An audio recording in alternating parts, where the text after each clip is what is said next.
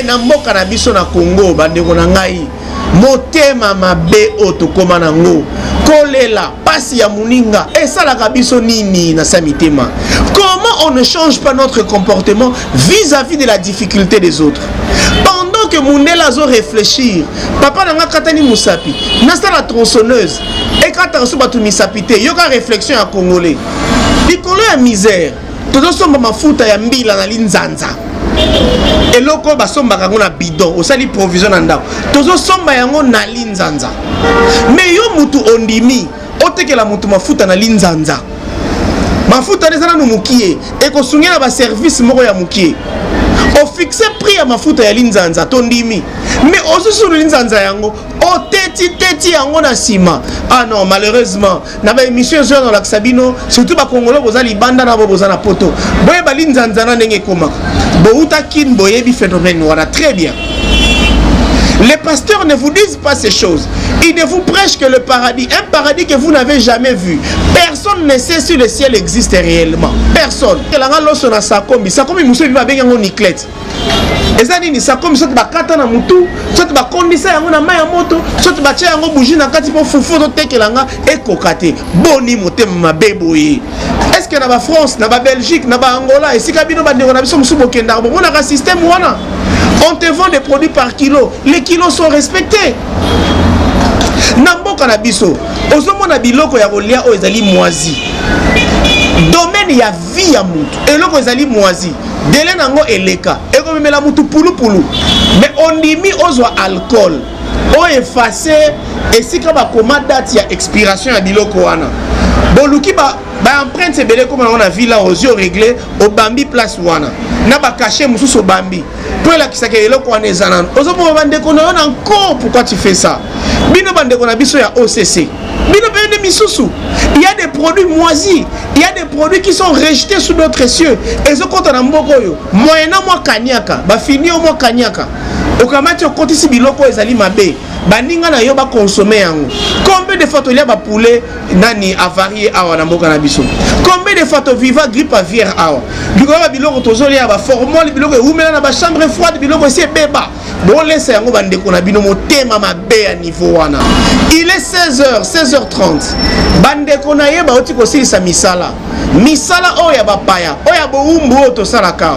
Avec des maigres salaires que nous gagnons ici en ville, batu ba gagner ba 100 euros, ba 50 euros, bazali ba 80 euros pour survivre. Les gens sont malheureux. Mais ozomona ndeko na yo na arrêt à bus na 16h na 17h. Comme na esprit na yo yebi que auta eko sala, auti ko zombongo na bureau, poison ngandako. Ligne à transport au ezalaka 500 francs, gare centrale tina magasin, au commissaire 1000 francs. Et puis les gens réfléchissent toujours dans la manière à inventer des systèmes qui vont accroître la misère au Congo. Qui ne rend pas il est au magasin direct de Nini et Outiwap.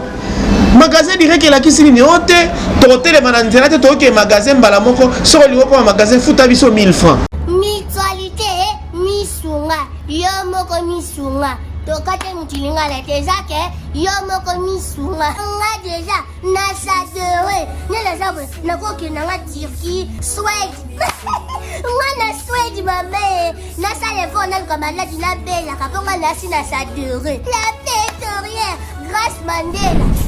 Voilà, misunga ya Grâce Mandela, la pétrolière quoi. Donc ngai nasi nasadere et puis ba misé na matu, bazape kuna na bosenga.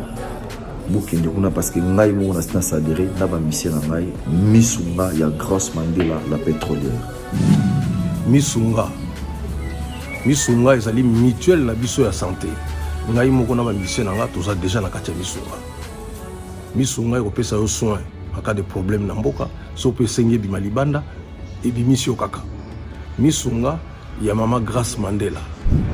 Allô ngaya wa santé eza misunga. Ah! Hey, okatelinga lingala pour la santé mwana. Mon fils, pour ma santé, misunga. Ah, okatelinga lingala. Bandeko, misunga ezali kokatela mutulingala te. Ezali mutuelle de santé. Oyo epesameli na batu nyonso. employé to non employé, mutu nyonso oyo akoki kaka contribuer na mbongo mukie na fin du mois po ete mokolo akobela misunga ezwa soin na ye na bahôpitaux nyonso ya minene ya République démocratique du Congo. Soki maladi na yo bakoki kotraite yango awa na Congo te, misunga akozwa charge na yo okende kozwa soin na bamboka lokola Afrique du Sud, Turquie, Suède, Russie, to Inde. Kala mingi te na bamboka misusu. Soki mutu oyo misunga ezwaki charge na ye mpo na basoin, Nzambe akamati molimo na ye, misunga akosokipe na mort na corbillard. Ate bandeko bazali libanda bakoki koadere bandeko na bango awa na Congo po ete bazwaka soin awa na mbongo bango bazali kofuta. Na misunga, ta santé c'est ta vie. C'est un concept pour vraiment apprendre à chuchoter votre peau. La peau a besoin de la communication. La peau, elle n'a pas besoin d'être négligée. Chez Grasse Beauté Cosmétique Paris, nous travaillons pour la restauration de la peau. Nous sommes là, on confectionne des produits cosmétiques pour la peau mate, la peau métisse, pour les enfants, pour les hommes, pour les femmes, aussi pour les femmes enceintes. Quand vous arrivez chez Grasse Beauté Cosmétique Paris, posez vos bagages. On s'occupe de tout, on s'occupe de la restauration, on s'occupe de comment vous allez communiquer avec votre peau en toute sérénité. Une plante verte d'Amazonia. Si vous avez les soucis de votre peau, vous voulez une meilleure retraite pour votre peau, vous voulez avoir le langage de la peau, venez chez Grasse Beauté Cosmétique Paris. N'hésitez pas, contactez-nous sur notre WhatsApp au 0033 6 23 22 73. Toute l'équipe Grasse Beauté sera à votre service. Hey, Zambé,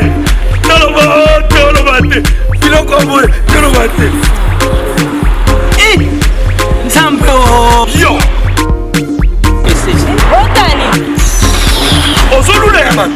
ya yo bakoki kokoma bongo na pomade awa toza ngai mwasi na ngai okuma olingi osomba pomade naturelle awa toza en ligne www.awatoza. Pona adresse ya kosomba pomade awa toza. Pomade awa toza esalami na bana mboka ba congolais na banzete ya mboka Congo. Bokeba na pirate mpona kovimisa bamole mipende nsima mpe tolo. somba gamme ya pomade awa toza mase yango na baparti oyo olingi evimba nsima ya 3 mois osu résultat. Salut. La pomade awa toza mwasi na ngai pa komi nango kibokon na pomade awa toza. Bishima, bien-aimé dans le Seigneur, le prophète Ézéchiel, l'homme de Bishima, Tobaki Selakaye, Mutumu Kwabu, Aye, Bana Congo Kinshasa, Bana France, Bana États-Unis, Bana Allemagne, Bana Canada, Bana Belgique, Bana Nzambe Nyonso dans le monde entier. Voici le prophète Ézéchiel, l'homme de Bishima. Benga Yaya, Benga Papa, vous êtes malade, vous belaka.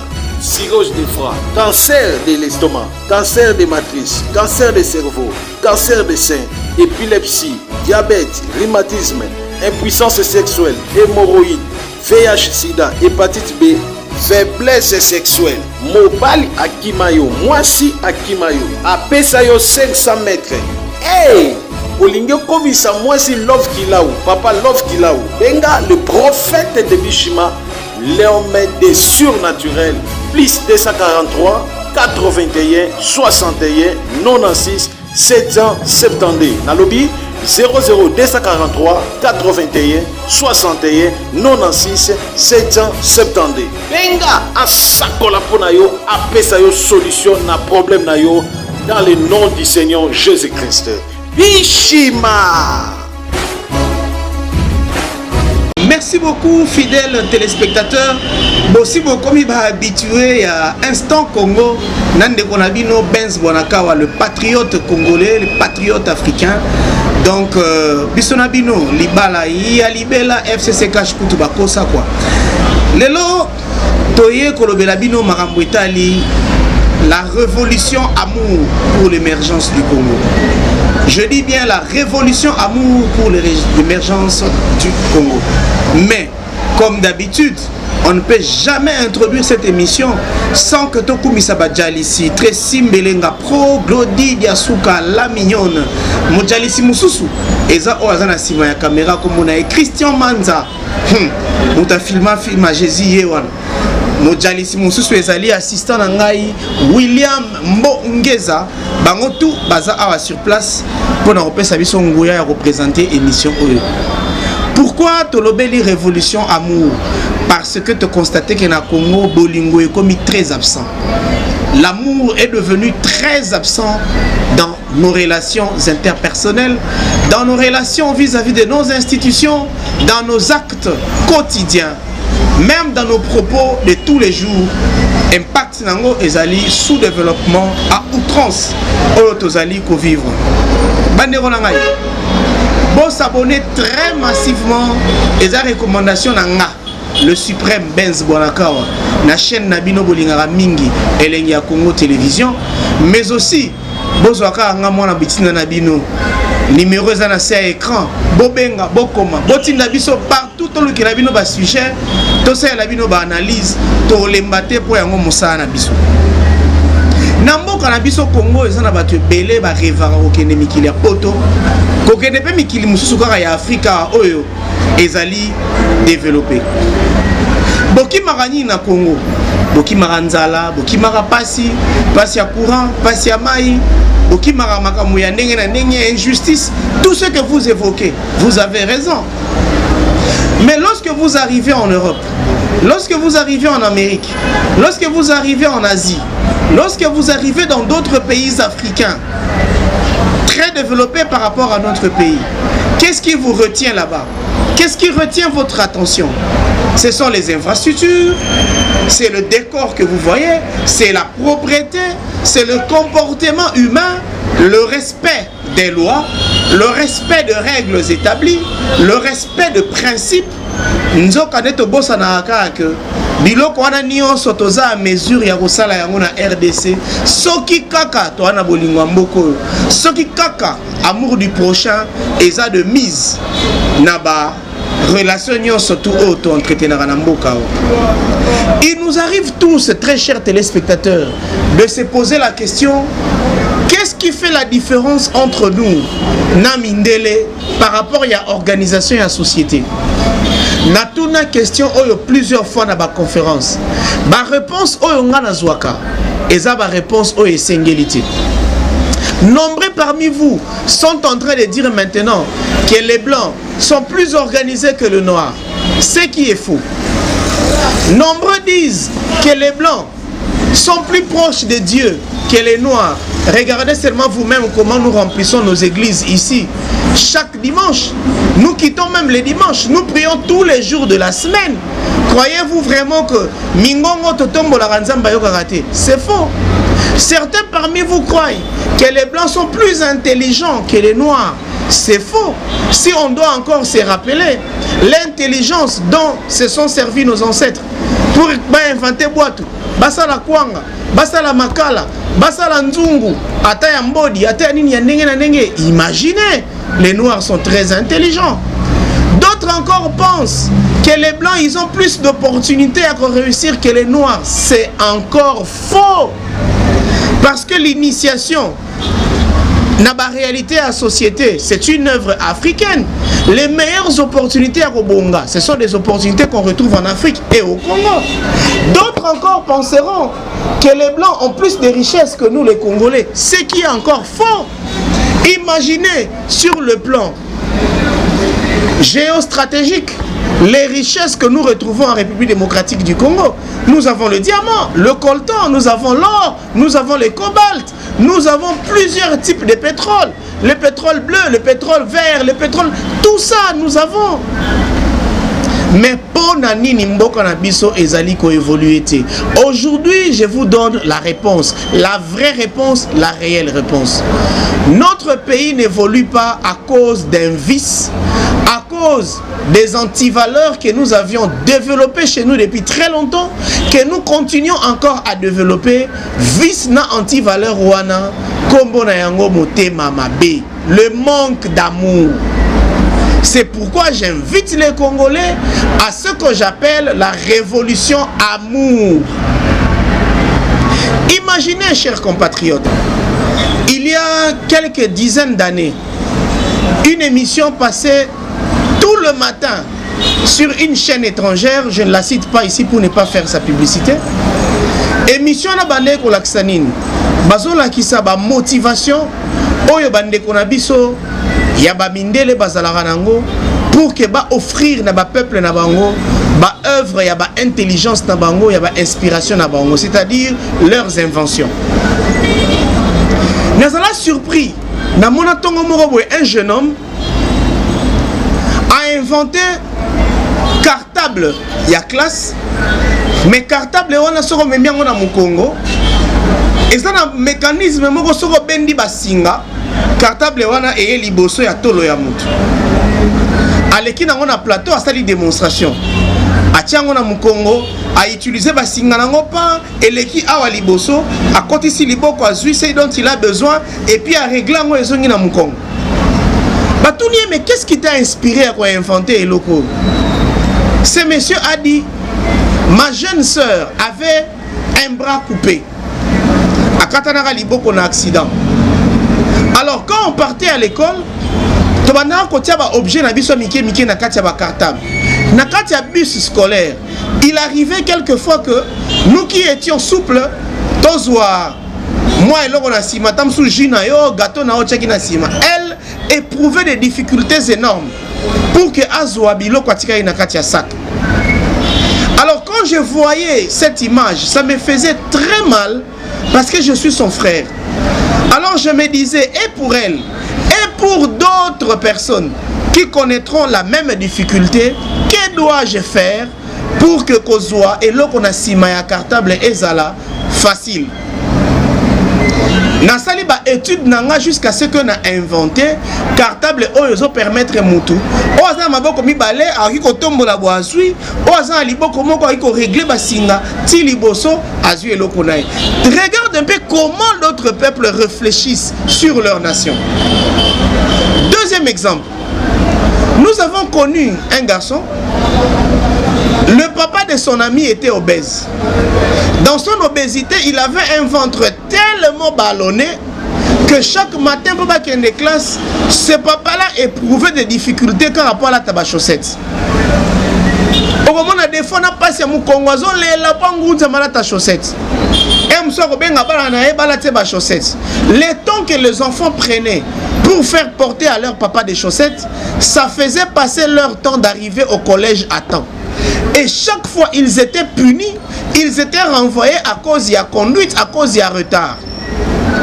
Et ça a tellement choqué cet enfant, cette situation, qu'il s'est demandé que puis-je faire? Que dois-je faire donc pour que les papas d'autres garçons ne connaissent pas la même difficulté? Par conséquent, qu'a-t-il fait? Il a eu à inventer une machine grâce à laquelle les hommes peuvent commencer à porter des chaussettes. Machine wana, au retour au réglango, ils ont la machine et mati, aux chaussettes, au latisi, moi ba pied moko ba tiala wana, au réglango et kiti, ouverture nango wana et fongwami, au côté si likolo, automatiquement machine et latisi aux chaussettes et latisi aux chaussettes. Alors ça part au côté likolo fini, likolo koti. Il a encore réfléchi, comme ça la machine, et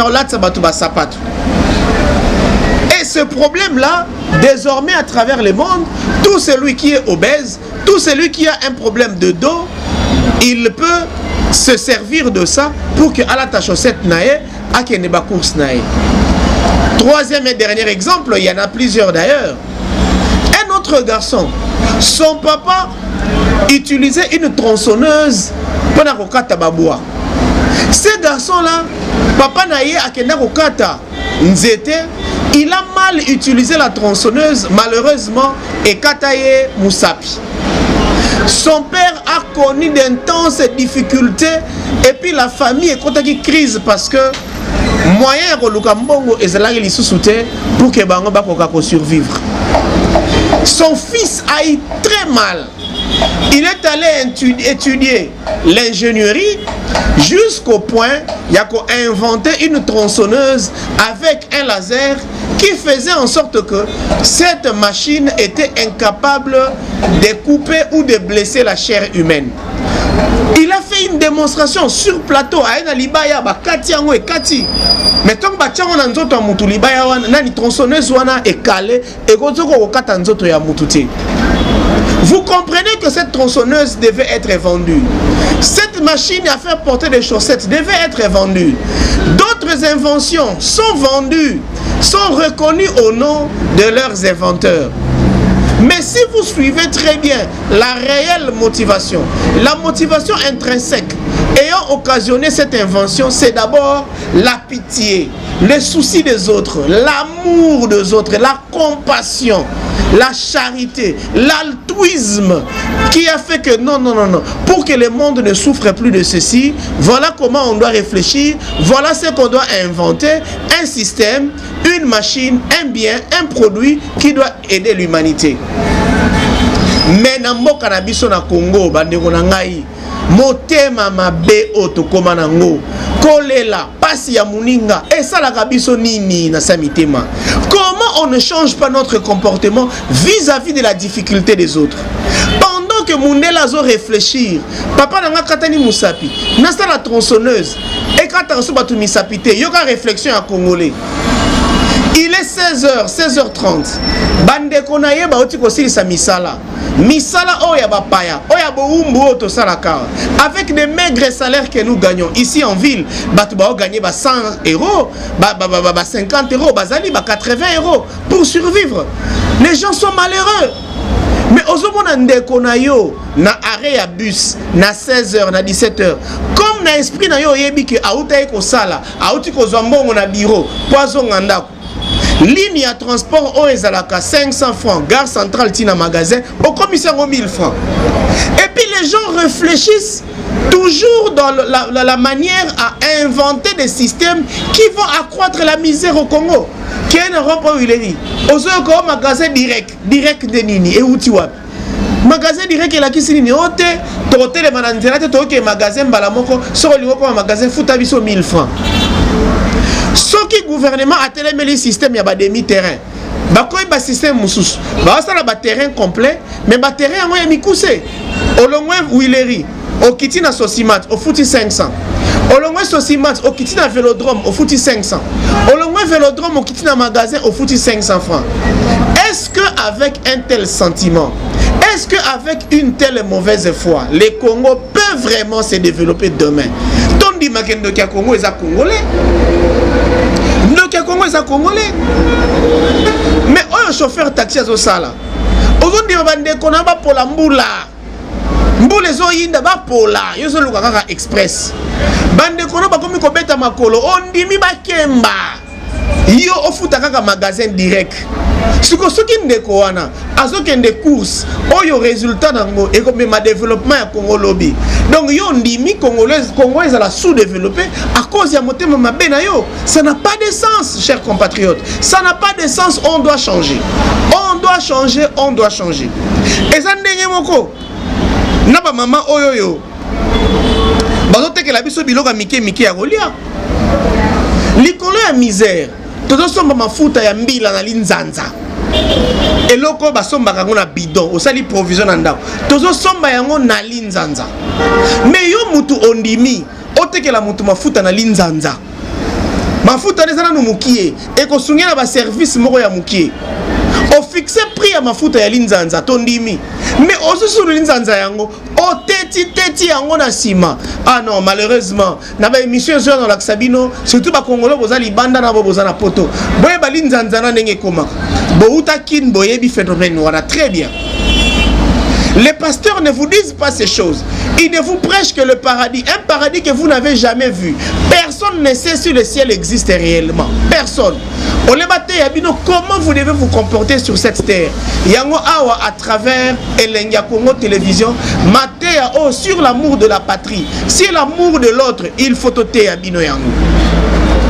otetili nzanza kaka po ndeko na yo azwa mafuta mokie kaka po azala satisfait et tu gagnes quoi balonge na linzanza bakomi ntina babidon mutu aokende kosoma mafuta na bidon ya 5 litres mais mutu azwi bougie apelisi bougie andimi perte akangisi mai ya bougie na kati ya bidon mai wana créer ngomba na kati ya bidon edimie kaka volume ya contenu oyo il faut batekela mutu na kati ya bidon wana quel motema mabe congolais to comme na niveau nini ya motema mabe oyebisi muninga ka osomba 5 litres tango kozwa 5 litres asombi na bidon wana atransvase yango na bidon mosusu ezokoka 5 litres te misusu bakomi kozwa bidon wana batrempe yango na kati ya mai ya moto tango echauffe mai wana bazwi bafini finio na maboko ekondi otekelanga loso na sakombi mosusu ebi babengi yango niclette eza nini sakombi soki bakata na mutu soki bakondisa yango na mai ya moto soki batia yango bougie na kati mpo fufu ototekelanga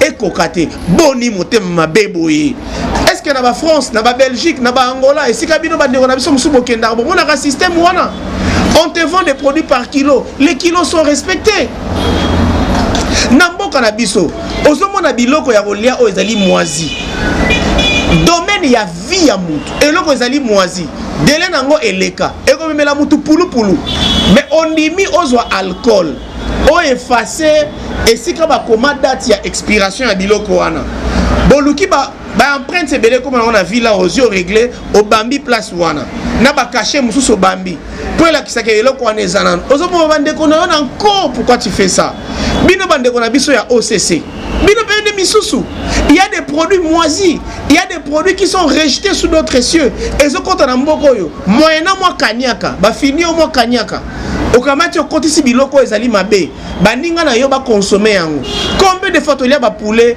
nani avarié awa na mboka na biso combien de fois toviva grippe aviaire awa likolo ba biloko tozolia baformol biloko eumela na bachambre froide biloko esi ebeba bolesa yango bandeko na bino motema mabe à niveau wana non nous devons lancer chef de l'État avec tout le respect que je vous dois Félix Antoine Tshisekedi Tshilombo en dehors il y a programme na yo à lutte contre la corruption programme na yo à développement et consort n'a recommandé yo en tant que jeune patriote congolais la révolution amour. Il faut enseigner l'amour à l'église, enseigner l'amour à l'école, enseigner l'amour dans la famille, enseigner l'amour dans nos partis politiques, enseigner l'amour partout où nous sommes, même dans les taxibus toté à Bolingo, parce que mon thème mabé à congolais est commis très exagéré. Boyebi TV zangonga to ke nembangu vers la fin. Recommandation na biso zaka mibale ya liboso. Bon s'abonner massivement à la chaîne Nabiso Elengi Congo et comme ils sont Elengi depuis Benz Bonaka à Koti Makambo Mama et Glody Diasuka la Bignon na mobali na être simbelenga pro binonde bozo parrainer Benz Bonaka na kati ya chaîne Mokil Mobimba ezolanda. Imaginez, chers compatriotes, bas détournement autosomo dans la scène politique. Ce sont des pratiques honteuses. Comment yo mutumoko? Oza censé koza na mwasi moko. Koza na bana ata 5, ata 6, ata 10 to boite. Comment oriko linga yo on mène ba action o ezo pesa yo mutumoko moyen ya ko vivre pendant 500 ans sans difficulté tandis que ba voisin na yo direct na bandeko ya famille na yo moko bakufa nzala ba mona passe yo kaka nde ozala leader eza na sens te et na sens te batata ebele na Kinshasa awa ozomona bango azotonga bandako bozo kumisa président vient na biso asi sanzala koto to boiti. Mais comment toi tu peux accepter? Ozala na ba 5e bureau, 6e bureau. Ozo nourrir bango nyonso. Bango nyonso ba jipi ya sika. Mais ba salaire ya baninga. Basana ba arriéré ya ba salaire. Na salaire ya batu bokomi kolongola. Pourquoi? Moutafuta maratam sous 180 000 francs. Ozo longola etam sous 18 000, tam sous 20 000. Soko longoli yango ya 2000 personnes longoli combien? Motema mabe. Pourquoi vous ne voulez pas considérer l'autre comme votre frère, comme votre semblable? Pourquoi vous ne pouvez pas aimer les autres tels que vous voulez qu'on vous aime et tels que vous vous aimez vous-même? C'est encore la honte. Qu'on crée un chauffeur une infraction en cours. Bon, comme si transport passe à Kinshasa, seulement pour la madé soit bana. Aujourd'hui, on a même commandant à la police. Azoé bisa ba policier na ya lobby. To komi 15h boke lukela madé soit bana. Policier no bima libanda. O sala mabe te bakangio na makasi on t'amène dans un poste de police.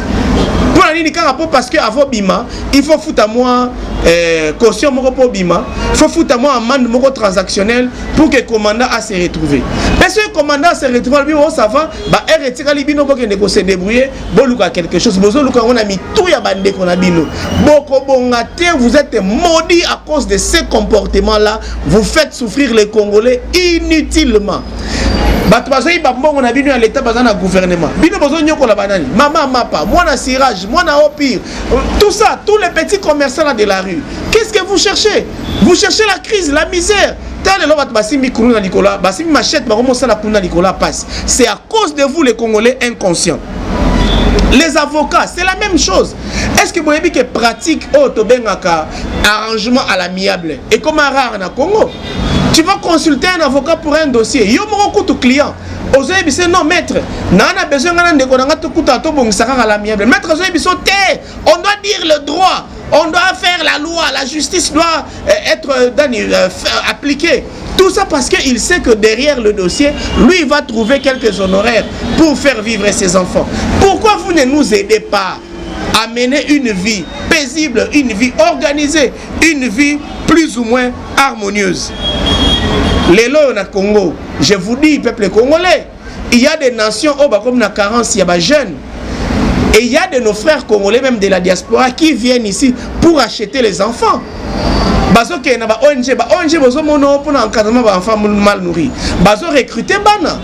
Babana musu baza ba fazer te bazo yiba bango ya koyiba. Bazo ke no boko la bango na ba orphelinat et puis bazo teka bango na poto. Aujourd'hui, on est en train d'acheter des enfants. Na éviter ce bazo ke comme esclaves na ba mikili mususu. Ce sont nos frères congolais qui le font par manque d'amour. Nous n'aimons pas le pays. Et enfin nos dirigeants. Vous prenez toujours des décisions où la population va se retrouver dans la quantité. Bolinga peuple nabino, bozaka cannabiso. Ba culte mystique nyoso bozo compte à travers le monde. Et ça pour que bo oumer na ba pouvoir, bo dominer bo mabiso. Ce mo biso sto sili. Bo tire na ba président banane, bo tire na ba ministre banane, bo sa ba député à banane. Vous êtes corrompus, très corrompus, politiquement corrompus, pour faire la politique des Occidentaux et pour sacrifier votre propre population que nous constituons tous. En tout cas, nous en avons marre de ces comportements et nous voulons les dénoncer. Analyse Nabiso et le Loto Bengi Yango, la révolution amour pour un Congo émergent. Congolais à diaspora, enseignez l'amour à vos enfants. En revenant ici au pays, vous les dirigeants du pays, enseignez-vous l'amour et le respect de l'autre. Toza banyamate banzite, toza batu loko la bino. Ba musicien, bolinga bana ya baninga, ne chantez pas les insanités. Bozo baby éducation ya baninga. Bino ba journaliste, bolinga baninga, bolinga Congo. Ne faites pas passer n'importe quoi dans vos émissions. Oh les hommes ma atteinte na mboka na biso. Enfin, nous avons intérêt à nous aimer. Tolingana pour que Congo ya lobby et à la Congo ya malamu. Alors, big félicitations à Tracy Mbelenga Pro, Mokonzi na espace Otozo Lekaya, Elengia Congo Télévision. Big remerciement na Glody Diasuka, la mignonne, Christian Manza derrière la caméra, assistant Nangai William Mbongeza, merci mingi nabino, na France na Pesimbote na Fefi Mose Kawanga, Giwanga Mobali na moi na bango exaucé Mambasa, Mbote mingi na Kandi Bosefe na Danemark, Tiziana la parisienne petite sœur na Ngamuro na Paris, na Pesimbote mingi na Bijou Mwanga na Belgique. Merci beaucoup. Numéro ya wana ba écran na bino, bobenga botinda biso, bo s'abonner massivement na Lenya Congo Télévision, net kutani na prochain numéro. Au revoir. Glody Diasuka, la mignonne. Hey, la mignonne. Tracy Mbelenga Pro. Tracy Mbelenga Pro. Kata.